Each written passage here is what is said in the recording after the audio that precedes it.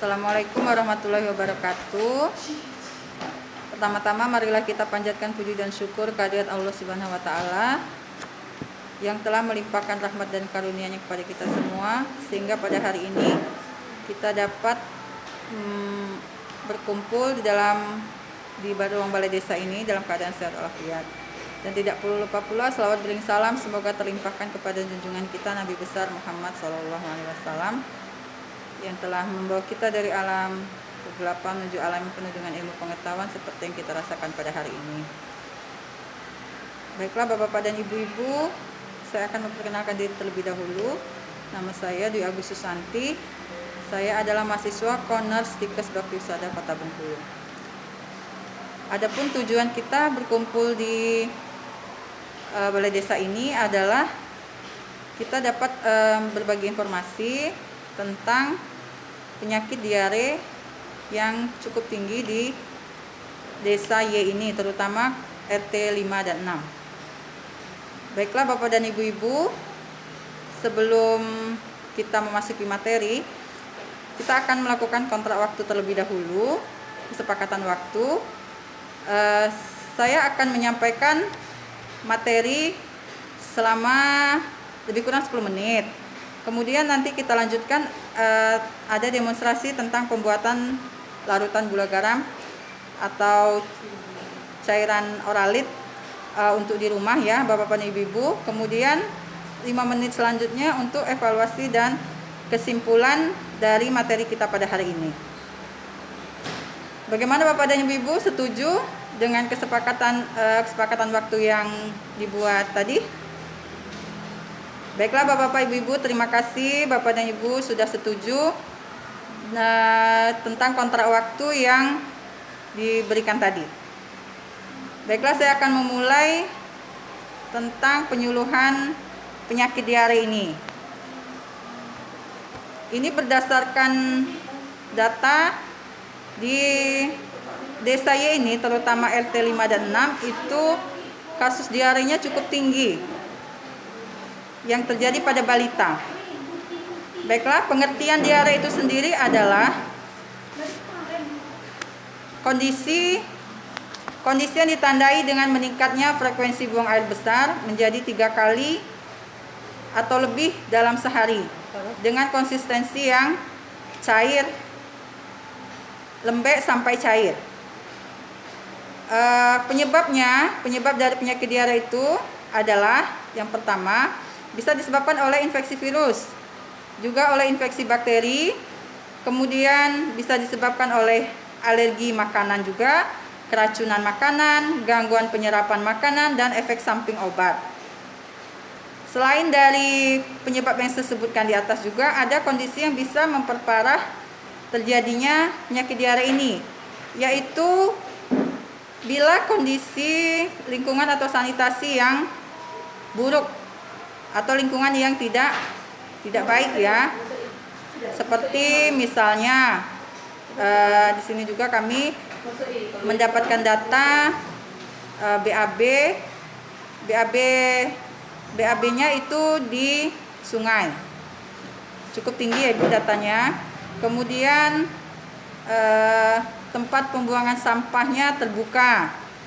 Itu semua sebagai sumber penularan dari penyakit diare. Kemudian gejala penyakit diare itu yang pertama, pastinya dia BAB-nya cair ya Ibu. Terus perut kembung, mual, muntah, demam, nyeri perut, dan lemas. Itu dalam kondisi diare yang masih bisa kita tangani di rumah. Atau kita bisa juga membawa ke puskesmas. Tetapi kalau kondisi anak sudah semakin parah dengan BAB yang sudah lebih dari 5 kali sampai 6 kali sehari, dengan kondisi anak yang sudah semakin buruk, itu kondisinya bisa mencapai ke tahap dehidrasi namanya. Jadi gejala dehidrasi itu sendiri adalah yang pertama tampak lemas dan pucat. Yang kedua mata cekung.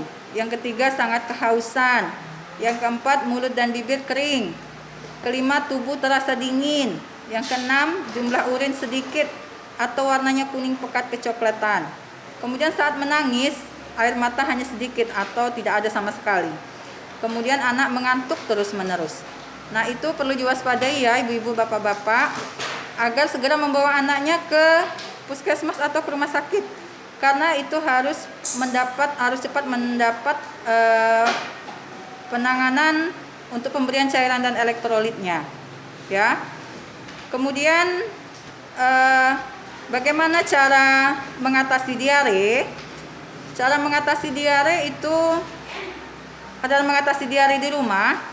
Itu kita bisa bila anak bayi dan balita, ibu dan bapak di rumah masih minum ASI, itu tetap dilanjutkan ya, tetap dilanjutkan pemberiannya. Kemudian diperhatikan juga Bu, asupan gizinya, gizi seimbang. Jadi makanannya jangan yang keras-keras dulu, diberikan makanan yang lembek. Jadi usus tidak terlalu berat untuk bekerja. Kemudian diperhatikan juga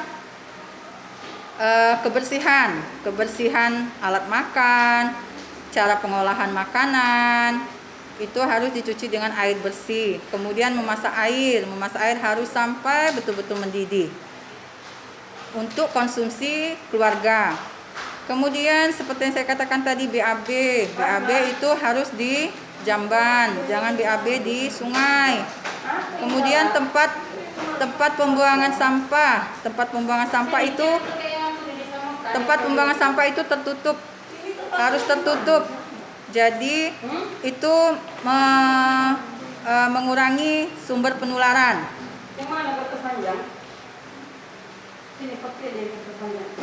Bila kondisi yang sudah anak-anak yang diare di rumah tidak juga berkurang, tidak juga sembuh, itu kita segera berobat ke puskesmas atau ke rumah sakit untuk penanganan yang lebih lanjut dalam pemberian obat-obatan. Kemudian nanti kita juga akan mendemonstrasikan ya Bapak Ibu, mendemonstrasikan tentang cara pembuatan larutan gula garam di rumah. Kemudian cara pencegahan ya Ibu-ibu. Sini cara pencegahan itu kita seperti yang saya katakan tadi, cara pencegahan itu pertama kebersihan alat makan, kemudian kebersihan rumah dan lingkungan, terus asupan gizi keluarga, itu semua bisa mencegah terjadinya diare. Harus diperhatikan juga untuk anak-anak, kadang kan suka bermain tanah, bermain kotor. Itu sebelum makan itu harus cuci tangan terlebih dahulu. Kemudian setelah buang air besar itu cuci tangan juga, sehingga kondisi anak memang benar-benar dalam keadaan bersih. Mungkin hanya itu saja Bu materi yang saya sampaikan tentang penyakit diare. Bila ada bapak-bapak dan ibu-ibu yang ingin bertanya, kami persilahkan. Silakan bapak-bapak dan ibu-ibu bila ada yang ingin bertanya.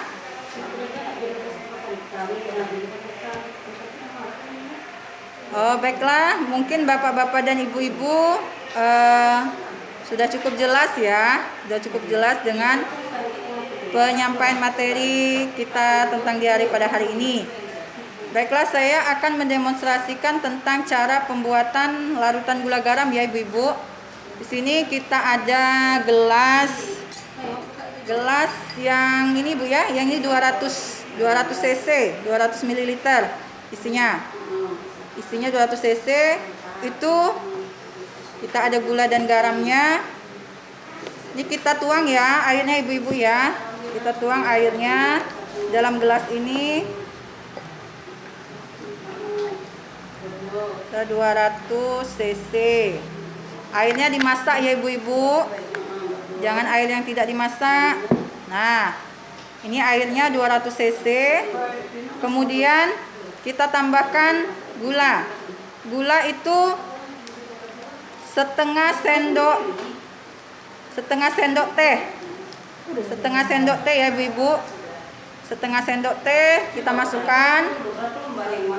Kemudian garamnya seperempat sendok teh. Garamnya seperempat sendok teh ya Ibu-ibu. Nah, kita masukkan. Terus kita aduk sampai benar-benar larut ya gula garamnya. Sampai benar-benar larut. Oke, kita aduk sampai larut. Nah, ini sudah larut ya Bapak Ibu. Ini dapat kita berikan sebagai ganti kalau kita nggak ada Oralit seperti ini ya Ibu-ibu di rumah. Nah, Oralit seperti ini. Oralit seperti ini kita bisa dapatkan di apotek atau di puskesmas. Kalau tidak ada seperti ini, kita bisa menggunakan larutan gula garam. Ini sama komposisinya Ibu-ibu ya. Ini diminum 1 gelas setiap sudah BAB. Jadi sebanyak mungkin. Jadi jangan sampai kita kekurangan cairan dan elektrolit. Nah, ini bagus, aman untuk dikonsumsi oleh anak dan dewasa. Ya Ibu-ibu, Bapak-bapak. Yaitu demonstrasi kita cara pembuatan larutan gula garam. Bagaimana Bapak Ibu? Ada yang mau ditanyakan?